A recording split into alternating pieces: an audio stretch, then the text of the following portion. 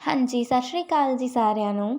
ਕਿੱਦਾਂ ਸਾਰੇ? ਮੈਨੂੰ ਉਮੀਦ ਹੈ ਤੁਸੀਂ ਸਾਰੇ ਬਹੁਤ ਵਧੀਆ ਹੋਵੋਗੇ ਅਤੇ ਬਹੁਤ ਵਧੀਆ ਤਰੀਕੇ ਦੇ ਨਾਲ ਪੜ੍ਹਾਈ ਵੀ ਕਰ ਰਹੇ ਹੋਵੋਗੇ। ਅਤੇ ਅੱਜ ਅਸੀਂ ਕਰਨ ਜਾ ਰਹੇ ਹਾਂ ਬਰਨੌਲੀਅਮ ਥਿਊਰਮ ਵਨਸ ਅਗੇਨ। ਅਤੇ ਇਸ ਦੇ ਵਿੱਚ ਮੈਂ ਪੂਰੀ ਡਿਟੇਲ ਦੇ ਨਾਲ 1 ਬਾਏ 1 ਸਾਰੇ ਸਟੈਪਸ ਲਿਖ ਲਏ ਨੇ। ਅਤੇ ਆਪਾਂ ਬਹੁਤ ਸਾਰੇ ਤਰੀਕਿਆਂ ਦੇ ਨਾਲ ਬਰਨੌਲੀਅਮ ਥਿਊਰਮ ਕਰ ਸਕਦੇ ਹਾਂ। ਮੀਨਸ ਐਂਡ 'ਤੇ ਸਟੈਪਸ ਥੋੜ੍ਹੇ ਬਹੁਤ ਡਿਫਰੈਂਟ ਹੋ ਸਕਦੇ ਨੇ ਅਤੇ ਇਹਦੇ ਵਿੱਚ ਵੀ ਥੋੜ੍ਹਾ ਜਿਹਾ ਚੇਂਜ ਹੈ। ਬਾਕੀ ਆਲ ਓਵਰ ਕਨਸੈਪਟ ਤਾਂ ਸੇਮ ਹੀ ਹੈ। ਸੋ ਸਭ ਤੋਂ ਪਹਿਲਾਂ ਬਰਨੌਲੀਅਮ ਥਿਊਰਮ ਹੈ ਕੀ, ਇਹਦੀ ਡੈਫੀਨੇਸ਼ਨ ਆਪਾਂ ਨੇ ਯਾਦ ਕਰਨੀ ਹੈ, ਹੈ ਨਾ। ਦੇਖੋ ਬਰਨੌਲੀਅਮ ਥਿਊਰਮ ਕੀ ਹੈ, ਕਹਿੰਦੇ it state that the sum of pressure energy, ਠੀਕ ਹੈ, ਕਹਿੰਦੇ ਪ੍ਰੈਸ਼ਰ ਐਨਰਜੀ ਦਾ ਸਮ, ਉਸ ਤੋਂ ਬਾਅਦ ਕਾਈਨੇਟਿਕ ਐਨਰਜੀ ਅਤੇ potential energy per unit volume of an incompressible and non-viscous fluid in a streamlined irrotational flow remain constant along a streamline। मतलब ਕਹਿੰਦੇ ਵੀ ਕਿਸੇ ਵੀ ਆਪਾਂ ਜੇ ਗੱਲ ਕਰੀਏ ਫਲੂਇਡ ਹੈ ਜੋ ਆਪਣੇ ਕੋਲ, ਹੈ ਨਾ, ਉਹਦੇ ਵਿੱਚ ਜੋ ਆਪਾਂ ਅਗਰ ਟੋਟਲ ਕਰਾਂਗੇ ਉਸ ਦੀ ਪ੍ਰੈਸ਼ਰ ਐਨਰਜੀ ਨੂੰ, ਉਸ ਦੀ ਕਾਈਨੇਟਿਕ ਐਨਰਜੀ ਨੂੰ, ਹੈ ਨਾ, ਅਤੇ ਉਸਦੀ ਜੋ ਵੀ ਪੋਟੈਂਸ਼ੀਅਲ ਐਨਰਜੀ ਹੈ ਉਹਨਾਂ ਨੂੰ ਐਡ ਕਰਾਂਗੇ ਕਿਸੇ ਨੋਨ ਵਿਸਕਸ ਫਲੂਇਡ 'ਚ। ਨੋਨ ਵਿਸਕਸ ਮਤਲਬ ਵਿਸਕੋਸਿਟੀ ਕੀ ਹੁੰਦਾ ਹੈ, ਕਿਸੇ ਦੀ ਸੰਘਣਤਾ ਆਪਾਂ ਕਹਿ ਸਕਦੇ ਹਾਂ ਕਿਸੇ ਵੀ ਫਲੂਇਡ ਦੀ ਜਾਂ ਕਿਸੇ ਚੀਜ਼ ਦੀ, ਮਤਲਬ ਉਹ ਨੋਨ ਵਿਸਕਸ ਹੋਵੇ। ਨੋਨ ਵਿਸਕਸ ਦਾ ਕੀ ਮਤਲਬ ਹੈ ਵੀ ਉਹ ਜ਼ਿਆਦਾ, ਉਹਦੇ ਵਿੱਚ ਫ੍ਰਿਕਸ਼ਨ ਜ਼ਿਆਦਾ ਹੋਵੇ, ਹੈ ਨਾ। ਉਸ ਤੋਂ ਬਾਅਦ ਕਹਿੰਦੇ ਇਨਕੰਪਰੈਸਿਬਲ। ਇਨਕੰਪਰੈਸਿਬਲ ਕੀ ਹੁੰਦਾ ਕਿ ਜਦੋਂ ਆਪਾਂ ਉਹਦੇ 'ਤੇ ਕੋਈ ਪ੍ਰੈਸ਼ਰ ਅਪਲਾਈ ਕਰੀਏ, ਦੇਖੋ ਮੰਨ ਲਓ ਇੱਥੇ ਆਪਣੇ ਕੋਲ ਹੈਗਾ, ਠੀਕ ਹੈ, ਇਹ ਲਿਕੁਇਡ ਹੈ, ਆਪਾਂ ਇੱਥੇ ਪ੍ਰੈਸ਼ਰ ਅਪਲਾਈ ਕੀਤਾ, ਫੋਰਸ ਅਪਲਾਈ ਕੀਤੀ ਮੀਨਸ, ਅਤੇ ਇਹ ਇੱਥੋਂ ਕੰਪਰੈਸ ਹੋ ਕੇ ਮਤਲਬ ਇੱਥੇ ਨਾ ਆ ਜਾਏ, ਹੈ ਨਾ। ਪਹਿਲਾਂ ਇੰਨਾ ਸੀ ਅਤੇ ਹੁਣ ਇੰਨਾ ਨਾ ਰਹਿ ਜਾਏ, ਇਹ ਮਤਲਬ ਹੈ ਇਸਦਾ। ਉਸ ਤੋਂ ਬਾਅਦ ਕਹਿੰਦੇ ਇਹ ਹੋ ਗਈ ਉਸਦੀ ਡੈਫੀਨੇਸ਼ਨ। ਇਹ ਸਾਰੀ ਤਾਂ ਆਪਾਂ ਨੇ ਐਵੇਂ ਹੀ ਯਾਦ ਕਰਨੀ ਹੈ ਬਰਨੌਲੀਅਮ ਥਿਊਰਮ, ਠੀਕ ਹੈ। ਅਤੇ ਸਾਰਾ ਲਿਖਣਾ ਵੀ ਸਟਰੀਮਲਾਈਨ ਹੋਵੇ। ਸਟਰੀਮਲਾਈਨ ਦਾ ਸਭ ਤੋਂ ਪਹਿਲਾਂ ਕੀ ਮਤਲਬ ਹੈ, ਦੇਖੋ ਜਿਵੇਂ ਆਪਾਂ ਸਕੂਲ ਦੇ ਵਿੱਚ ਪ੍ਰੇਅਰਸ 'ਚ ਖੜ੍ਹੇ ਹੁੰਦੇ ਹਾਂ ਲਾਈਨਸ ਦੇ ਵਿੱਚ, ਹੈ ਨਾ, ਜਿਵੇਂ ਇੱਕ ਸਟੂਡੈਂਟ ਇੱਥੇ ਫਿਰ ਇੱਥੇ ਫਿਰ ਇੱਥੇ ਉਹਦੇ ਪਿੱਛੇ ਪਿੱਛੇ, ਹੈ ਨਾ, ਇਹ ਸਾਰੇ ਕੀ ਨੇ, ਇੱਕੋ ਹੀ ਡਾਇਰੈਕਸ਼ਨ 'ਚ ਨੇ। ਉਸੇ ਤਰੀਕੇ ਦੇ ਨਾਲ ਸਟਰੀਮਲਾਈਨ ਦਾ ਵੀ ਇਹੀ ਮਤਲਬ ਹੈ ਕਿ ਸਾਰੇ ਹੀ ਪਾਰਟੀਕਲਸ ਜਿਹੜੇ ਨੇ ਇੱਕੋ ਡਾਇਰੈਕਸ਼ਨ 'ਚ ਉਹਦੇ ਮੂਵ ਕਰਨ। ਹੁਣ ਆਪਾਂ, ਇਹ ਆਪਣੀ ਡੈਫੀਨੇਸ਼ਨ ਸੀ, ਸਟੇਟਮੈਂਟ ਸੀ, ਹੁਣ ਆਪਾਂ ਕਰਨਾ ਪ੍ਰੂਫ। ਕਿਉਂਕਿ ਜਦੋਂ ਆਪਾਂ ਮੈਥਸ ਦੀਆਂ ਥਿਊਰਮ ਵਗੈਰਾ ਕਰਨੇ ਉਦੋਂ ਵੀ ਅਸੀਂ ਐਵੇਂ ਹੀ ਲਿਖਦੇ ਹਾਂ ਨਾ, ਟੂ ਪ੍ਰੂਫ।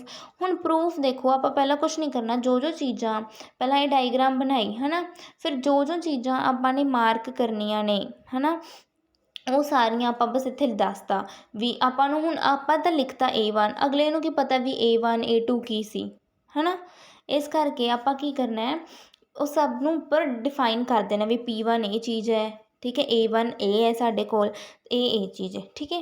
ਹੁਣ ਜਿਵੇਂ ਦੇਖੋ ਇਹਨਾਂ ਨੇ ਕੀ ਲਿਖਿਆ ਵੀ P1 ਕੀ ਹੈ, ਪ੍ਰੈਸ਼ਰ ਅਪਲਾਈਡ ਐਟ ਪੁਆਇੰਟ ਏ, ਕਿ ਇਹ ਪੁਆਇੰਟ ਦੇ ਉੱਤੇ ਅਸੀਂ ਜੋ ਵੀ ਪ੍ਰੈਸ਼ਰ ਅਪਲਾਈ ਕਰਦੇ ਹਾਂ ਉਹ ਕੀ ਹੈ ਸਾਡੇ ਕੋਲ, ਇੱਥੇ ਅਸੀਂ ਮੰਨਿਆ ਵੀ ਉਹ P1 ਹੈ, ਠੀਕ ਹੈ।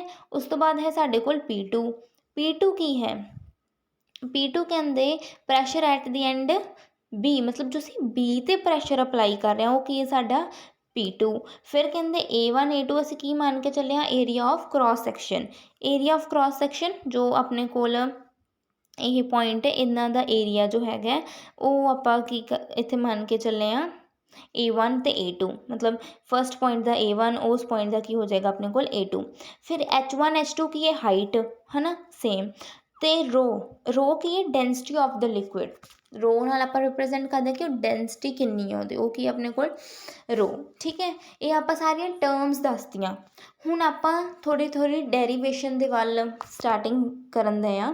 ਕਹਿੰਦੇ as liquid move A to B, ਕਹਿੰਦੇ ਜਦੋਂ A ਪੁਆਇੰਟ ਮੰਨ ਲਓ ਇੱਥੇ ਹੈ ਕੋਈ ਲਿਕੁਇਡ, ਪਾਈਪ ਦੇ ਵਿੱਚੋਂ ਇਸ ਸਾਈਡ 'ਤੇ ਮੂਵ ਕਰ ਰਿਹਾ, ਮਤਲਬ A ਤੋਂ ਕਹਿੰਦੇ ਅਗਰ B ਤੱਕ ਜਾ ਰਿਹਾ ਕੋਈ ਵੀ ਲਿਕੁਇਡ, ਅਤੇ ਉਹਦੇ ਵਿੱਚ ਕੀ ਹੋਏਗਾ, ਜੋ P1 ਹੈ ਵੱਧ ਹੋਏਗਾ, ਕਿਉਂਕਿ ਪ੍ਰੈਸ਼ਰ ਇਸ ਪੁਆਇੰਟ 'ਤੇ ਜ਼ਿਆਦਾ ਹੋਏਗਾ ਅਤੇ ਉਹ ਲੋ ਪ੍ਰੈਸ਼ਰ ਵੱਲ ਮੂਵ ਕਰੇਗਾ, ਰਾਈਟ। ਸੋ ਕਹਿੰਦੇ ਵੀ ਇਹ ਕੀ ਹੈ, ਪ੍ਰੈਸ਼ਰ P1 ਜੋ ਹੈ ਵੱਧ ਹੋਏਗਾ P2 ਨਾਲੋਂ। ਉਸ ਤੋਂ ਬਾਅਦ ਹੈ A1। ਹੁਣ ਇੱਧਰ ਏਰੀਆ ਆਫ ਕ੍ਰੋਸ ਸੈਕਸ਼ਨ ਤੁਸੀਂ ਦੇਖੋ, ਏਰੀਆ ਆਫ ਕ੍ਰੋਸ ਸੈਕਸ਼ਨ ਜ਼ਿਆਦਾ, ਇਹ 'ਚ ਸਾਈਜ਼ ਛੋਟਾ ਤਾਂ ਏਰੀਆ ਆਫ ਕ੍ਰੋਸ ਸੈਕਸ਼ਨ ਵੀ ਘੱਟ ਹੈ। ਉਸ ਤੋਂ ਬਾਅਦ ਹੈ ਸਾਡੇ ਕੋਲ ਵੈਲੋਸਿਟੀ ਵੀ, ਠੀਕ ਹੈ, V2 ਜ਼ਿਆਦਾ ਹੋਏਗੀ ਇਹਦੇ ਵਿੱਚ, ਕਿ ਇੱਥੋਂ ਇਹਨੇ ਕੀਤਾ ਫਿਰ ਇੱਥੇ ਤੱਕ ਪਹੁੰਚ ਚੁੱਕਿਆ ਉਹ, ਜਿਵੇਂ ਕਹਿੰਦੇ ਆ ਆਪਾਂ ਕਾਈਨੇਟਿਕ एनर्जी ਜਾਂ ਹਾਈਟ ਵੀ ਪਹਿਲਾਂ ਤਾਂ ਇਹਦੇ ਕੋਲ ਕੁਝ ਵੀ ਨਹੀਂ ਸੀ, ਫਿਰ ਕੀ ਹੋ ਗਿਆ, ਉੱਥੇ ਤੱਕ ਪਹੁੰਚ ਗਿਆ ਇਸ ਤਰੀਕੇ ਦੇ ਨਾਲ। ਹੁਣ ਉਸ ਤੋਂ ਬਾਅਦ ਆਪਾਂ ਕੀ ਕੀਤਾ, ਇਹ ਤਾਂ ਆਪਾਂ ਬਿਲਕੁਲ ਕੁਛ ਕੀਵਰਡਸ ਦੱਸਦੇ ਵੀ ਹਾਂ P1 ਗ੍ਰੇਟਰ ਹੈ, ਇਹ ਗ੍ਰੇਟਰ ਹੈ। ਉਸ ਤੋਂ ਬਾਅਦ ਜੋ ਪਿਛਲੀ ਵੀਡੀਓ 'ਚ ਵੀ ਅਸੀਂ ਡਿਸਕਸ ਕੀਤੇ ਸਨ ਅਤੇ ਹੁਣ ਫੇਰ ਕਰ ਰਹੇ ਹਾਂ, that is sum keywords. Keywords ਜਿਨ੍ਹਾਂ ਤੋਂ ਸਾਡੀ ਸਾਰੀ ਡੈਰੀਵੇਸ਼ਨ ਜਿਹੜੀ ਹੈਗੀ ਹੈ ਈਜ਼ੀਲੀ ਨਿਕਲ ਜਾਏਗੀ। ਜਿੱਦਾਂ ਫਸਟ ਹੈਗਾ ਕਾਈਨੇਟਿਕ एनर्जी, ਫਿਰ ਪੋਟੈਂਸ਼ੀਅਲ एनर्जी, ਫਿਰ ਵਰਕ ਡਨ, ਫਿਰ law of conservation of energy. ਮਤਲਬ ਇਹ 4 ਚੀਜ਼ਾਂ ਅਸੀਂ ਯਾਦ ਰੱਖਣੀਆਂ ਨੇ, ਇਹਨਾਂ ਦੇ ਨਾਲ ਲਾਈਨ ਵਾਈਜ਼ ਜੋ ਹੈਗੇ ਸਾਡੀ ਥਿਊਰਮ ਨਿਕਲ ਜਾਏਗੀ। ਠੀਕ ਹੈ, ਦੇਖੋ ਕਿਵੇਂ। ਸਭ ਤੋਂ ਪਹਿਲਾਂ ਹੈ ਆਪਣੇ ਕੋਲ ਕਾਈਨੇਟਿਕ एनर्जी। ਇਹ ਦੇਖੋ ਆਪਣੀ ਡਾਇਗਰਾਮ ਸੀ, ਜਿੱਦਾਂ ਇਹ ਆਪਣੇ ਕੋਲ A1 ਹੋ ਗਿਆ ਹੈ ਨਾ, ਇਹ ਸਾਰੀ ਆਪਣੀ ਹੈ ਆਪਣੇ ਕੋਲ ਡਾਇਗਰਾਮ। ਉਸ ਤੋਂ ਬਾਅਦ ਦੇਖੋ ਕਹਿੰਦੇ ਹੁਣ ਆਪਾਂ ਕਾਈਨੇਟਿਕ एनर्जी ਕਰ ਰਹੇ ਸੀ, ਕਾਈਨੇਟਿਕ एनर्जी ਕੀ ਇਨਕਰੀਜ਼ ਹੁੰਦੀ ਹੈ। ਇਨਕਰੀਜ਼ ਦੇਖੋ ਕਿੱਦਾਂ, ਜਿਵੇਂ ਆ ਸੀ ਇਸ ਪੁਆਇੰਟ 'ਤੇ ਤੁਸੀਂ ਅਗਰ ਵੇਖੋ, ਪਹਿਲਾਂ ਤਾਂ ਉਹਦੇ ਕੋਲ ਕਾਈਨੇਟਿਕ एनर्जी ਹੈ ਨਹੀਂ ਮੋਸ਼ਨ 'ਚ, ਇੱਥੋਂ ਜਾ ਕੇ ਕਿੱਥੇ ਪਹੁੰਚ ਗਿਆ, ਮਤਲਬ ਇੱਕ ਬਹੁਤ ਜ਼ਿਆਦਾ ਉਹਨੇ ਡਿਸਟੈਂਸ ਟਰੈਵਲ ਕਰ ਲਿਆ, ਮਤਲਬ ਕਾਈਨੇਟਿਕ एनर्जी ਉਹਦੀ ਹਾਈਐਸਟ ਹੈ, ਮਤਲਬ ਇਨਕਰੀਜ਼ ਹੋ ਰਹੀ ਹੈ ਕਾਈਨੇਟਿਕ एनर्जी। ਫਿਰ ਇੱਥੇ ਵੀ ਆਪਾਂ ਸੇਮ ਹੀ ਉਹੀ ਲਿਖ ਦਾਂਗੇ, ਕਿਉਂਕਿ ਇਨਕਰੀਜ਼ ਹੁੰਦੀ ਹੈ V2 ਵਾਲੀ ਜ਼ਿਆਦਾ ਹੈ ਤਾਂ ਆਪਾਂ V2 ਦੇ ਵਿੱਚੋਂ V1 ਵਾਲੀ ਮਾਈਨਸ ਕਰ ਦਾਂਗੇ। ਇਹ ਸਾਡੇ ਕੋਲ ਕਾਈਨੇਟਿਕ एनर्जी ਦੀ ਫਸਟ ਇਕੁਏਸ਼ਨ ਆ ਗਈ, ਸੇਮ ਜਿਵੇਂ ਪਿਛਲੀ ਵੀਡੀਓ 'ਚ ਕੀਤੀ ਸੀ।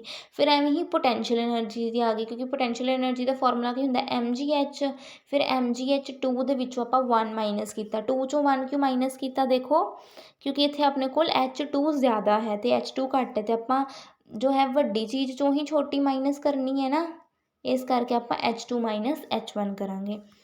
ਫਿਰ ਹੈ ਸਾਡੇ ਕੋਲ ਵਰਕ ਡਨ ਕੱਢਣਾ, ਕਿਉਂਕਿ ਆਪਾਂ ਕੀਵਰਡਸ ਪੜ੍ਹ ਕੇ ਆਏ ਹਾਂ ਵੀ ਪਹਿਲਾਂ ਕਾਈਨੇਟਿਕ एनर्जी, ਫਿਰ ਪੋਟੈਂਸ਼ੀਅਲ एनर्जी, ਫਿਰ ਵਰਕ ਡਨ। ਹੁਣ ਦੇਖੋ ਵਰਕ ਡਨ ਕਹਿੰਦੇ ਕਿਸੇ ਵੀ ਪੁਆਇੰਟ A 'ਤੇ, ਮਤਲਬ ਜੋ ਇੱਥੇ ਸਾਡੇ ਕੋਲ ਪੁਆਇੰਟ A ਹੈ, ਇੱਥੇ ਕੀ ਵਰਕ ਡਨ ਹੋਣ ਦਿਆ, ਇਹ ਹੀ ਪੜ੍ਹਨਾ ਅਸੀਂ। ਕਹਿੰਦੇ ਵਰਕ ਡਨ ਦਾ ਫਾਰਮੂਲਾ ਕੀ ਹੈ ਆਪਣੇ ਕੋਲ, ਧਿਆਨ ਨਾਲ ਸਮਝੋ ਇੱਥੇ, ਫੋਰਸ ਇਨਟੂ ਡਿਸਪਲੇਸਮੈਂਟ। ਠੀਕ ਹੈ, ਇਹ ਆਪਣੇ ਕੋਲ ਫਾਰਮੂਲਾ ਹੈ। ਫੋਰਸ ਦਾ ਫਾਰਮੂਲਾ ਕੀ ਹੁੰਦਾ, ਪ੍ਰੈਸ਼ਰ ਇਨਟੂ ਏਰੀਆ, ਇਹੀ ਹੁੰਦਾ। ਅਤੇ ਇੱਥੇ ਕੀ ਲਿਖ ਲਿਆ ਮੈਂ, ਪ੍ਰੈਸ਼ਰ ਇਨਟੂ ਏਰੀਆ। ਉਸ ਤੋਂ ਬਾਅਦ ਆਪਾਂ ਲਿਖ ਲਿਆ V ਕਿਉਂ ਲਿਖਿਆ, ਦੇਖੋ ਡਿਸਪਲੇਸਮੈਂਟ ਦੀ ਜਗ੍ਹਾ V ਕਿਵੇਂ ਆਇਆ, ਸਾਨੂੰ ਪਤਾ ਹੈ ਵੀ ਜੋ ਡਿਸਪਲੇਸਮੈਂਟ ਹੈ, ਠੀਕ ਹੈ, ਉਹ ਕੀ ਹੁੰਦੀ ਹੈ V ਇਨਟੂ T। VT ਕਿਉਂਕਿ ਆਪਾਂ ਪੜ੍ਹਦੇ ਹਾਂ ਨਾ ਕਿ ਜੋ ਵੈਲੋਸਿਟੀ ਹੈ ਕਿਹਦੇ ਬਰਾਬਰ ਹੁੰਦੀ ਹੈ, ਡਿਸਪਲੇਸਮੈਂਟ ਅਪੋਨ ਟਾਈਮ। ਫਿਰ ਡਿਸਪਲੇਸਮੈਂਟ ਕਿਹਦੇ ਬਰਾਬਰ ਆ ਜਾਏਗੀ, ਦੋਨਾਂ ਦੀ ਮਲਟੀਪਲਾਈ ਦੇ ਨਾਲ। ਸੋ ਐਸ ਸਾਡੇ ਕੋਲ ਕਿੰਨੀ ਆ ਗਈ, V ਇਨਟੂ T। ਅਤੇ ਆਪਾਂ ਟਾਈਮ ਕਿੰਨਾ ਲੈ ਰਹੇ ਹਾਂ ਵੀ, ਕਿੰਨੇ ਸੈਕਿੰਡ 'ਚ, 1 ਸੈਕਿੰਡ 'ਚ। ਸੋ V ਇਨਟੂ 1 ਮਤਲਬ ਕੀ ਹੋ ਗਿਆ, 20 ਆ ਗਿਆ ਨਾ। ਡੈਲਟਾ T ਹੈ ਇੱਥੇ, ਮਤਲਬ T ਦੀ ਵੈਲਿਊ ਬਹੁਤ ਛੋਟੀ ਹੈ, ਜਾਂ ਜੇ 1 ਤੋਂ ਜ਼ਿਆਦਾ ਹੋਏ ਤਾਂ ਨੈਗਲੀਜੀਬਲ ਆਪਾਂ ਉਹਨੂੰ ਕਰ ਸਕਦੇ ਹਾਂ। ਇਸ ਕਰਕੇ ਮੈਂ ਸਿਰਫ ਇੱਥੇ ਕੀ ਲਿਖਤਾ, V ਲਿਖਤਾ, VT ਨਹੀਂ ਲਿਖਿਆ, ਕਿਉਂਕਿ ਆਪਾਂ ਅਜ਼ਿਊਮ ਕੀ ਕਰ ਰਹੇ ਹਾਂ ਕਿ 1 ਸੈਕਿੰਡ 'ਚ ਆਪਾਂ 1 ਸੈਕਿੰਡ ਟਾਈਮ ਲੈ ਕੇ ਚੱਲ ਰਹੇ ਹਾਂ। ਠੀਕ ਹੈ, ਉਸ ਤੋਂ ਬਾਅਦ ਹੈ ਸਾਡੇ ਕੋਲ ਜੋ ਵਰਕ ਡਨ ਹੈ, ਕਹਿੰਦੇ ਕੀ ਆ ਗਿਆ, P1 ਐਂਡ V। ਦੇਖੋ ਇਹ ਕਿਵੇਂ ਆ ਗਿਆ। ਹੁਣ ਦੇਖੋ ਸਾਨੂੰ ਪਤਾ ਕਿ ਜਿਹੜਾ ਮਾਸ ਹੈ, ਇਹ ਭਾਵੇਂ ਤੁਸੀਂ, ਮੈਂ ਸਾਈਡ 'ਤੇ ਕੱਢਿਆ, ਤੁਸੀਂ ਉੱਪਰ ਵੀ ਇੱਥੇ ਕੱਢ ਸਕਦੇ ਹੋ। ਕਹਿੰਦੇ ਜੋ ਸਾਡੇ ਕੋਲ ਮਾਸ ਹੈ ਨਾ, ਮਾਸ ਕੀ ਹੁੰਦਾ ਹੈ, ਏਰੀਆ ਆਫ ਕ੍ਰੋਸ ਸੈਕਸ਼ਨ, ਮਤਲਬ ਜੋ ਕ੍ਰੋਸ ਸੈਕਸ਼ਨ ਦਾ ਏਰੀਆ ਹੈ, ਜੋ ਆਪਾਂ ਸਾਈਡ 'ਤੇ ਸਰਕਲਸ ਪੜ੍ਹਿਆ, ਕਹਿੰਦੇ area of cross section into length into density. ਇੱਕ ਆਹ ਫਾਰਮੂਲਾ ਸਾਡੇ ਕੋਲ ਮਾਸ ਦਾ ਫਾਰਮੂਲਾ ਹੈ ਨਾ। ਹੁਣ ਕੀ ਕਹਿੰਦੇ ਏਰੀਆ ਆਫ ਕ੍ਰੋਸ ਸੈਕਸ਼ਨ ਕੀ ਸਾਡੇ ਕੋਲ A1, ਆਪਾਂ A1 ਮੰਨ ਕੇ ਚੱਲੇ ਸੀ ਉਹਨੂੰ। ਅਤੇ V1 ਕੀ ਹੈ ਸਾਡੇ ਕੋਲ, ਲੈਂਥ ਮਤਲਬ ਜੋ ਸਾਡੇ ਕੋਲ ਡਿਸਪਲੇਸਮੈਂਟ ਹੋਈ ਹੈ, ਦੈਟ ਇਜ਼ V, ਕਿਉਂਕਿ ਆਪਾਂ V ਮੰਨ ਕੇ ਚੱਲੇ ਨਾ ਉਹਨੂੰ। ਅਤੇ ਫਸਟ ਪੁਆਇੰਟ 'ਤੇ ਤਾਂ ਮਤਲਬ V1। ਉਸ ਤੋਂ ਬਾਅਦ ਡੈਂਸਿਟੀ ਤੇ ਡੈਂਸਿਟੀ ਹੀ ਰਹੇਗੀ। ਸੋ ਮਾਸ ਦਾ ਫਾਰਮੂਲਾ ਦੇਖੋ ਸਾਡੇ ਕੋਲ ਇਹ ਆ ਗਿਆ, MA1 V1। ਹੁਣ ਦੇਖੋ ਜੇ ਆਪਾਂ ਇਹ ਰੋ ਹੈ, ਜੋ ਰੋ ਹੈ ਸਾਡੇ ਕੋਲ, ਇੱਥੇ ਰੋ ਇੱਧਰ ਮਲਟੀਪਲਾਈ ਦੇ ਵਿੱਚ ਇੱਧਰ ਆ ਕੇ ਅਗਰ ਆਪਾਂ ਡਿਵਾਈਡ ਕਰ ਦਈਏ, ਇਹ ਇਕੁਏਸ਼ਨ ਸਾਡੇ ਕੋਲ ਐਵੇਂ ਹੈ ਨਾ, M is equal to A1 V1। ਇਹ ਮਤਲਬ ਰੋ ਇੱਧਰ ਮਲਟੀਪਲਾਈ 'ਚ, ਜੇ ਆਪਾਂ ਮਲਟੀਪਲਾਈ ਤੋਂ ਇੱਧਰ ਲੈ ਆਈਏ ਤਾਂ ਇਹ ਡਿਵਾਈਡ 'ਚ ਹੋ ਜਾਏਗਾ। ਸੋ ਮਾਸ ਅਪੋਨ ਡੈਂਸਿਟੀ ਕਿਹਦੇ ਬਰਾਬਰ ਹੁੰਦਾ ਹੈ, ਆਪਾਂ ਪੜ੍ਹਦੇ ਹਾਂ ਵੀ density is equal to mass upon volume. ਠੀਕ ਹੈ, ਫਿਰ ਮਾਸ ਅਪੋਨ ਡੈਂਸਿਟੀ ਕੀ ਹੋਏਗਾ, ਵੋਲਿਊਮ। ਤਾਂ ਮਤਲਬ ਜੋ A1 V1 ਦੀ ਵੈਲਿਊ ਹੈ, that is equal to volume. ਮਤਲਬ ਜਿੱਥੇ ਵੀ A1 ਅਤੇ V1 ਆਏਗਾ, ਆਪਾਂ ਉੱਥੇ ਕੀ ਲਿਖ ਸਕਦੇ ਹਾਂ ਕਿ ਵੋਲਿਊਮ ਹੈ। ਠੀਕ ਹੈ, ਸਟੈਪ ਬਾਏ ਸਟੈਪ ਇਹਨੂੰ ਵੀ ਤੁਸੀਂ ਉੱਪਰ ਹੀ ਇਨਕਲੂਡ ਕਰਨਾ, ਮੈਂ ਇਹਨੂੰ ਇਨਕਲੂਡ ਕਰਨਾ ਭੁੱਲ ਗਈ ਸਾਂ ਤਾਂ ਮੈਂ ਸਾਈਡ 'ਤੇ ਲਿਖਤਾ। ਹੁਣ ਕਹਿੰਦੇ ਸਿਮਿਲਰਲੀ ਫਿਰ ਇਹਦਾ ਕਿੰਨਾ ਆ ਗਿਆ ਦੇਖੋ, ਪ੍ਰੈਸ਼ਰ ਐਵੇਂ ਰਿਹਾ, ਠੀਕ ਹੈ। ਉਸ ਤੋਂ ਬਾਅਦ ਜੋ A1 V1 ਸੀ ਸਾਡੇ ਕੋਲ, ਉਹ ਸਾਡੇ ਕੋਲ ਆ ਗਿਆ ਵੋਲਿਊਮ V ਲਿਖਤਾ।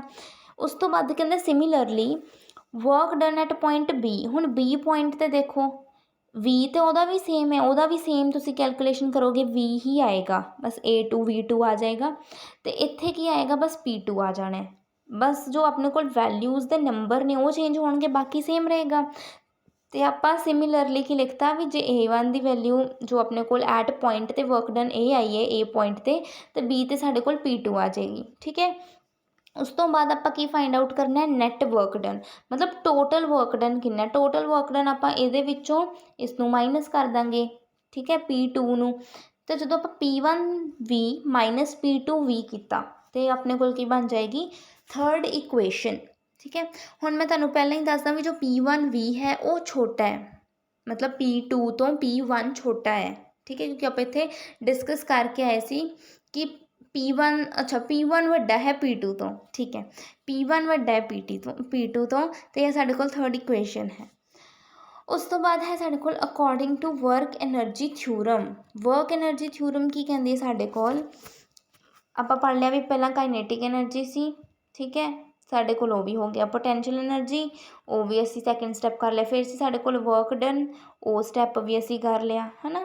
ਹੁਣ ਆਪਣੇ ਕੋਲ ਆ ਗਿਆ according to the work energy theorem, ਮਤਲਬ law of conservation of energy, ਜਾਂ ਜੋ ਵੀ ਆਪਾਂ ਕਹਿ ਦਈਏ ਵਰਕ ਡਨ ਦਾ ਪ੍ਰਿੰਸੀਪਲ, ਹੈ ਨਾ। ਅਤੇ ਇਹਦਾ ਪ੍ਰਿੰਸੀਪਲ ਕੀ ਕਹਿੰਦਾ, ਕਹਿੰਦੇ ਜਿਹੜੀ ਵਰਕ ਡਨ ਹੈ ਲਿਕੁਇਡ 'ਤੇ ਬਾਏ ਪ੍ਰੈਸ਼ਰ ਐਨਰਜੀ, ਵੀ ਵਰਕ ਡਨ ਕਿਹਦੇ ਬਰਾਬਰ ਹੈ, ਕਾਈਨੇਟਿਕ ਐਨਰਜੀ ਪਲੱਸ ਪੋਟੈਂਸ਼ੀਅਲ ਐਨਰਜੀ। ਮਤਲਬ ਇਹ ਸਾਡੇ ਕੋਲ ਜੋ ਮੇਨ ਲਾਅ ਹੈ ਉਹ ਕਹਿੰਦਾ ਵੀ ਵਰਕ ਡਨ ਕਿਹਦੇ ਬਰਾਬਰ ਹੈ, ਕਾਈਨੇਟਿਕ ਐਨਰਜੀ ਅਤੇ ਪੋਟੈਂਸ਼ੀਅਲ ਐਨਰਜੀ। ਹੁਣ ਦੇਖੋ ਅਸੀਂ ਵਰਕ ਡਨ ਵੀ ਪਤਾ ਕਰ ਲਿਆ, ਅਸੀਂ ਕਾਈਨੇਟਿਕ ਐਨਰਜੀ ਵੀ ਪਤਾ ਕਰ ਲਈ, ਅਸੀਂ ਪੋਟੈਂਸ਼ੀਅਲ ਐਨਰਜੀ ਵੀ ਪਤਾ ਲੱਗ ਗਈ, ਤਿੰਨੋਂ ਚੀਜ਼ਾਂ ਪਤਾ ਨੇ। ਹੁਣ ਅਸੀਂ ਇਹਨਾਂ ਦੀ ਵੈਲਿਊਜ਼ ਪੁੱਟ ਕਰ ਦਾਂਗੇ। W ਦੀ ਜਗ੍ਹਾ ਅਸੀਂ W ਦੀ ਵੈਲਿਊ ਜੋ ਕੱਢੀ P1V ਮਾਈਨਸ P2V, ਇਹ ਥਰਡ ਇਕੁਏਸ਼ਨ ਉਹ ਭਰ ਦਾਂਗੇ। ਕਾਈਨੇਟਿਕ ਐਨਰਜੀ ਦੀ ਜਗ੍ਹਾ ਫਸਟ ਅਤੇ ਪੋਟੈਂਸ਼ੀਅਲ ਐਨਰਜੀ ਦੀ ਜਗ੍ਹਾ ਸੈਕਿੰਡ ਇਕੁਏਸ਼ਨ ਭਰ ਕੇ ਬਸ ਇਹਨੂੰ ਕੈਲਕੂਲੇਟ ਕਰ ਲਾਂਗੇ। ਦੇਖੋ ਸਭ ਤੋਂ ਪਹਿਲਾਂ ਆਹ ਹੋ ਗਿਆ ਆਪਣੇ ਕੋਲ ਵਰਕ ਡਨ ਦੀ ਇਕੁਏਸ਼ਨ। ਫਿਰ ਇੱਥੇ ਪਹਿਲਾਂ ਪੋਟੈਂਸ਼ੀਅਲ ਐਨਰਜੀ ਦੀ ਲਿਖ ਲਈ, ਕਾਈਨੇਟਿਕ ਐਨਰਜੀ ਦੀ ਇੱਕੋ ਗੱਲ ਹੈ ਨਾ, ਕਿਉਂਕਿ ਪਲੱਸ ਹੁੰਦੇ ਨੇ। ਅਤੇ ਆਪਾਂ ਇੱਥੇ ਲਿਖ ਲਿਆ ਪੋਟੈਂਸ਼ੀਅਲ ਐਨਰਜੀ ਦੇ ਸੇਮ ਐਜ਼ ਇਟ ਇਜ਼ ਹੀ ਉਤਾਰਿਆ mgh2, ਫਿਰ ਹਾਫ mv² ਉਹਦਾ ਆ ਗਿਆ ਕਾਈਨੇਟਿਕ ਐਨਰਜੀ ਦਾ। ਹੁਣ ਦੇਖੋ V ਇਹਦੇ ਵਿੱਚ ਵੀ ਹੈ, V ਇਹਦੇ ਵਿੱਚ ਵੀ ਹੈ, ਤਾਂ ਆਪਾਂ ਕਾਮਨ ਕੱਢ ਲਿਆ। ਕੀ ਬਚ ਗਿਆ ਪਿੱਛੇ, P1 ਮਾਈਨਸ P2, ਉਹ ਅਸੀਂ ਐਵੇਂ ਲਿਖ ਲਿਆ, ਇਜ਼ ਇਕੁਅਲ ਟੂ। ਹੁਣ ਦੇਖੋ mg ਇਹਦੇ ਵਿੱਚੋਂ ਕਾਮਨ ਹੈ ਅਤੇ mg ਕਾਮਨ ਕੱਢ ਲਿਆ। ਚੇਂਜ ਕੀ ਹੈ, H2 ਮਾਈਨਸ H1, ਅਤੇ ਉਹ ਆਪਾਂ ਬ੍ਰੈਕਟ 'ਚ ਲਿਖ ਲਿਆ, ਪਲੱਸ ਹਾਫ m ਵੀ ਐਵੇਂ ਬਾਹਰ ਕੱਢ ਲਿਆ। ਕੀ ਬਚ ਗਿਆ, V² ਮਾਈਨਸ V1 ਦਾ ਸਕੇਅਰ, ਆ ਲਿਖਿਆ ਹੋਇਆ V2 ਮਾਈਨਸ V1 ਦਾ ਸਕੇਅਰ। ਇਸ ਤਰੀਕੇ ਦੇ ਨਾਲ ਅਸੀਂ ਇਕੁਏਸ਼ਨ ਬਣਾ ਲਈ। ਇਹਨੂੰ ਹੁਣ ਆਪਾਂ ਐਵੇਂ ਅਗਰ ਨਾ ਕਰਦੇ ਤਾਂ ਆਪਾਂ ਇਹਨੂੰ ਦੂਜੇ ਤਰੀਕੇ ਨਾਲ ਵੀ ਕਰ ਸਕਦੇ ਸਾਂ, ਵੀ 2 ਵਾਲੀਆਂ ਜੋ ਆਪਣੇ ਕੋਲ ਐਲੀਮੈਂਟਸ ਨੇ, ਜਾਂ 2 ਵਾਲੇ ਜੋ ਵਰਡਸ ਨੇ ਉਹਨਾਂ ਨੂੰ ਇੱਕ ਸਾਈਡ 'ਤੇ ਕਰ ਲਓ, 1 ਵਾਲਿਆਂ ਨੂੰ ਇੱਕ ਸਾਈਡ 'ਤੇ ਕਰ ਲਓ, ਅਤੇ ਉਹ ਦੋਨੋਂ ਹੀ ਸੇਮ ਨੇ। ਮਤਲਬ ਆਪਾਂ ਸਟੈਪਸ 'ਤੇ ਆਪਣੇ ਵੱਲੋਂ ਕੈਲਕੂਲੇਸ਼ਨ ਜਿਸ ਮਰਜ਼ੀ ਤਰੀਕੇ ਨਾਲ ਕਰ ਸਕਦੇ ਹਾਂ, ਸਟੈਪਸ ਚੇਂਜ ਹੋਣਗੇ, ਬਹੁਤ ਸਾਰੇ ਤਰੀਕੇ ਨੇ। ਅਤੇ ਉਸ ਤੋਂ ਬਾਅਦ ਐਵੇਂ ਸਿੰਪਲ ਹੈ, ਦੇਖੋ ਉਵੇਂ ਥੋੜ੍ਹਾ ਮੈਨੂੰ ਅੱਛਾ ਨਹੀਂ ਲੱਗਿਆ ਤਾਂ ਮੈਂ ਐਵੇਂ ਕਰ ਲਿਆ, P1 minus P2 H2 minus H1 ਅਤੇ V2 ਮਾਈਨਸ V1 ਕਰ ਲਿਆ। ਹੁਣ ਦੇਖੋ ਪ੍ਰੈਸ਼ਰ ਹੈ P1 ਮਾਈਨਸ P2, ਜਿੱਦਾਂ ਆਪਾਂ ਪਿਛਲੀ ਵੀਡੀਓ 'ਚ ਗੱਲ ਕੀਤੀ ਸੀ। ਮੰਨ ਲਓ ਵੀ 4 ਪ੍ਰੈਸ਼ਰ ਲਾ ਲਓ ਤੁਸੀਂ, ਜਸਟ ਐਗਜ਼ਾਮਪਲ ਦੇ ਰਹੀ ਹਾਂ, -2 ਪ੍ਰੈਸ਼ਰ ਕਰਨਾ ਹੈ ਤਾਂ ਕਿੰਨਾ ਪ੍ਰੈਸ਼ਰ ਆਏਗਾ, 2 ਪ੍ਰੈਸ਼ਰ ਆਏਗਾ ਅਤੇ ਆਨਸਰ 'ਚ ਪ੍ਰੈਸ਼ਰ ਹੀ, ਤਾਂ ਮਤਲਬ ਇੱਥੇ ਆਪਾਂ ਕੀ ਲਿਖ ਲਾਂਗੇ P, ਮਤਲਬ ਜੋ ਵੀ ਆਪਣੇ ਕੋਲ ਵਰਡ ਆਏਗਾ ਜਾਂ ਜੋ ਵੀ ਮੈਥਮੈਟੀਕਲ ਦਾ ਮੈਗਨੀਟਿਊਡ ਆਏਗਾ ਤਾਂ ਪ੍ਰੈਸ਼ਰ ਹੀ, ਸੋ VP ਲਿਖ ਲਿਆ, ਇਜ਼ ਇਕੁਅਲ ਟੂ ਇਹ ਕੀ ਹਾਈਟ ਹੈ ਅਤੇ ਇਹਦੀ ਜਗ੍ਹਾ H ਲਿਖਤਾ, ਪਲੱਸ ਹਾਫ mv², ਠੀਕ ਹੈ। ਹੁਣ ਦੇਖੋ ਵੋਲਿਊਮ ਕਿਹਦੇ ਬਰਾਬਰ ਹੁੰਦੀ ਹੈ, ਆਪਾਂ ਪੜ੍ਹ ਕੇ ਆਏ ਹਾਂ ਵੋਲਿਊਮ ਦੀ ਵੈਲਿਊ ਕਿ m ਅਪੋਨ ਡੈਂਸਿਟੀ ਹੁੰਦਾ, ਕਿਉਂਕਿ density is equal to mass upon volume ਹੁੰਦਾ। ਇਸੇ ਤਰੀਕੇ ਦੇ ਨਾਲ ਫਿਰ ਜੋ ਵੋਲਿਊਮ ਹੈ ਉਹ ਕਿਹਦੇ ਬਰਾਬਰ ਹੋਏਗੀ, ਮਾਸ ਅਪੋਨ ਡੈਂਸਿਟੀ ਦੇ। ਬਸ ਆਪਾਂ ਕੀ ਕਰਾਂਗੇ, ਵੋਲਿਊਮ ਜੋ ਜਿੱਥੇ V ਹੈ ਉੱਥੇ ਆਪਾਂ ਮਾਸ ਅਪੋਨ ਡੈਂਸਿਟੀ ਭਰ ਦਾਂਗੇ, ਮਤਲਬ ਰੋ ਦਾ ਸਾਈਨ m ਅਪੋਨ ਰੋ ਆ ਗਿਆ, ਇੰਟੂ P, ਬਾਕੀ ਇਕੁਏਸ਼ਨ ਸੇਮ ਹੈ। ਹੁਣ ਆਪਾਂ m ਨੂੰ ਖ਼ਤਮ ਕਰਨ ਲਈ ਆਪਾਂ ਕੀ ਕਰਾਂਗੇ, ਡਿਵਾਈਡ ਕਰਾਂਗੇ। ਇਹ ਇੱਕ ਸਟੈਪ ਯਾਦ ਰੱਖਣਾ ਹੈ ਤੇ ਬਾਕੀ ਸਾਰੀ ਆਪਾਂ ਮੈਥਮੈਟੀਕਲੀ ਚੱਲਣ ਦੇ ਆ। ਐਮ ਨਾਲ ਜਦੋਂ ਡਿਵਾਈਡ ਕੀਤਾ ਦੇਖੋ ਏ ਐਮ ਕੈਂਸਲ ਆਊਟ ਹੋ ਗਿਆ, ਏ ਐਮ ਵੀ ਕੱਟਿਆ ਗਿਆ, ਏ ਐਮ ਵੀ ਕੱਟਿਆ ਗਿਆ, ਪਿੱਛੇ ਕੀ ਬਚ ਗਿਆ ਪੀ ਰੋ, ਕਿਉਂਕਿ ਪੀ ਦੇਖੋ ਆ ਸੀ, ਰੋ ਉੱਧਰ ਹੈ, ਰੋ ਡਿਵਾਈਡ ਦੇ ਵਿੱਚ ਪੀ ਰੋ ਬਚ ਗਿਆ, ਇਹਦੇ ਵਿੱਚ ਜੀ ਐਚ ਹਾਫ ਵੀ ਸਕੇਅਰ ਬਚ ਗਿਆ, ਕਿਉਂਕਿ ਐਮ ਤਾਂ ਕੈਂਸਲ ਆਊਟ ਹੋ ਗਿਆ, ਇਹ ਚੀਜ਼ ਬਚ ਗਈ ਸਾਡੇ ਕੋਲ। ਉਸ ਤੋਂ ਬਾਅਦ ਦੇਖੋ ਕਹਿੰਦੇ ਹੁਣ ਜੇ ਆਪਾਂ ਸਿੰਪਲ ਲਿਖੀਏ, ਆਹ ਲਿਖਤਾ ਜੋ ਇਹ P1 ਇੱਧਰ ਮਾਈਨਸ 'ਚ ਹੈ, ਮਾਈਨਸ 'ਚ ਕਿਉਂ, ਕਿਉਂਕਿ ਆਪਾਂ ਕੀ ਕੀਤਾ ਸੀ P1 ਮਾਈਨਸ P2 ਕੀਤਾ ਸੀ, ਠੀਕ ਹੈ। ਉਸ ਡਾਇਗਰਾਮ ਦੇ ਅਕੋਰਡਿੰਗ ਤਾਂ P1 ਵੱਡਾ ਹੈ, ਬਟ ਉਂਝ ਜੋ ਪ੍ਰੈਸ਼ਰ ਐਨਰਜੀ ਹੈ ਸਾਨੂੰ ਪਤਾ ਹੈ ਕਿ ਉਹ ਪ੍ਰੈਸ਼ਰ ਐਨਰਜੀ ਫਸਟ ਸਾਈਡ 'ਤੇ ਡਿਕਰੀਜ਼ ਹੋਏਗੀ, ਠੀਕ ਹੈ। ਇਸ ਕਰਕੇ ਹੁਣ ਦੇਖੋ ਇਹ ਮਾਈਨਸ ਦੇ ਵਿੱਚ ਹੈ ਪ੍ਰੈਸ਼ਰ, ਤਾਂ ਪ੍ਰੈਸ਼ਰ ਇੱਧਰ ਜਾ ਕੇ ਪਲੱਸ ਦੇ ਵਿੱਚ ਹੋ ਜਾਏਗਾ, ਇਟ ਵਿਲ ਬੀ ਫਿਰ ਕੀ ਬਣ ਜਾਏਗਾ ਸਾਡੇ ਕੋਲ ਜੀ ਐਚ ਐਵੇਂ ਸੀ ਐਵੇਂ ਹੀ ਰਿਹਾ, ਹਾਫ ਵੀ ਸਕੇਅਰ ਵੀ ਐਵੇਂ ਰਿਹਾ, ਇਹ ਰੋ ਪੀ ਰੋ ਮਾਈਨਸ ਦੇ ਵਿੱਚ ਇੱਧਰ ਆ ਕੇ ਪਲੱਸ 'ਚ ਹੋ ਗਿਆ, ਇਜ਼ ਇਕੁਅਲ ਟੂ ਕੀ ਕੁਝ ਵੀ ਨਹੀਂ ਤਾਂ ਕੌਨਸਟੈਂਟ, ਠੀਕ ਹੈ। ਇਹ ਸਾਡੇ ਕੋਲ ਇਕੁਏਸ਼ਨ ਆ ਗਈ। ਹੁਣ ਆਪਾਂ ਬੁੱਕ ਦੇ ਵਿੱਚ ਕਿਹੜੀ ਇਕੁਏਸ਼ਨ ਪੜ੍ਹਨੀ ਆ, ਇਹ ਵਾਲੀ, ਇਹ ਦੋਨੋਂ ਦਾ ਮਤਲਬ ਸੇਮ ਹੀ ਹੈ। ਇਹਦੇ ਵਿੱਚ ਬਸ ਕੀ ਅੱਗੇ ਥੋੜ੍ਹਾ ਹੋਰ ਸੋਲਵ ਕਰ ਲਿਆ ਵੀ ਜੋ ਇਹ ਰੋ ਹੈ ਨਾ ਸਾਡੇ ਕੋਲ, ਠੀਕ ਹੈ, ਜੋ ਪੀ ਅਪੋਨ ਰੋ ਹੈ ਇਹਨੂੰ ਮਲਟੀਪਲਾਈ ਕਰ ਲਿਆ। ਇਕੁਏਸ਼ਨ ਕੀ ਸਾਡੇ ਕੋਲ ਜੀ ਐਚ ਪਲੱਸ ਹਾਫ ਵੀ ਸਕੇਅਰ ਪਲੱਸ ਪੀ ਅਪੋਨ ਰੋ। ਹੁਣ ਇਹ ਜੋ ਰੋ ਹੈ ਇਹਨੂੰ ਆਪਾਂ ਮੈਥਸ ਦੇ ਵਿੱਚ ਕਰਦੇ ਹੀ ਹੁੰਦੇ ਆ ਨਾ, ਵੀ ਇਹ ਰੋ ਨੂੰ ਇਹਦੇ ਨਾਲ ਵੀ ਮਲਟੀਪਲਾਈ ਕਰ ਲਓ, ਇਹਨੂੰ ਇਹਦੇ ਨਾਲ ਵੀ ਮਲਟੀਪਲਾਈ ਕਰ ਲਓ ਅਤੇ ਨੀਚੋਂ ਖ਼ਤਮ ਹੋ ਜਾਂਦਾ ਹੈ ਨਾ, ਇਸ ਸਾਈਡ 'ਤੇ ਵੀ ਕਰ ਲਓ ਜਿਵੇਂ ਵੀ ਹੈ।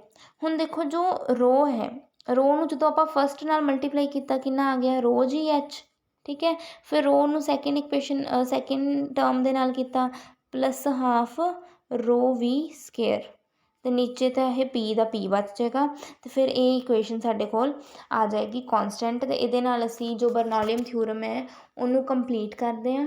ਸੋ ਬਹੁਤ ਈਜ਼ੀ ਥਿਊਰਮ ਹੈ, ਬਸ ਧਿਆਨ ਨਾਲ ਸਮਝਣਾ ਹੈ, ਕਨਸੈਪਟ ਇੱਕੋ ਹੀ ਹੈ, ਸਟੈਪ ਬਾਏ ਸਟੈਪ ਡੈਰੀਵੇਸ਼ਨ ਕਰਨੀ ਹੈ ਅਤੇ ਹੋ ਜਾਏਗੀ ਈਜ਼ੀਲੀ। ਯੂਜ਼ਸ ਅਤੇ ਲਿਮਿਟੇਸ਼ਨਸ ਇਸ ਵੀਡੀਓ 'ਚ ਨਹੀਂ ਕਰਾਂਗੇ ਕਿਉਂਕਿ ਆਪਾਂ ਪਿਛਲੀ ਵੀਡੀਓ 'ਚ ਉਹਨੂੰ ਵੀ ਕਰ ਆਏ ਹਾਂ। ਸੋ ਆਹੀ ਸੀ ਅੱਜ ਦਾ ਟੋਪਿਕ, ਅਤੇ ਮਿਲਦੇ ਹਾਂ ਨੈਕਸਟ ਵੀਡੀਓ ਦੇ ਵਿੱਚ। Till then keep learning and keep supporting. Bye bye.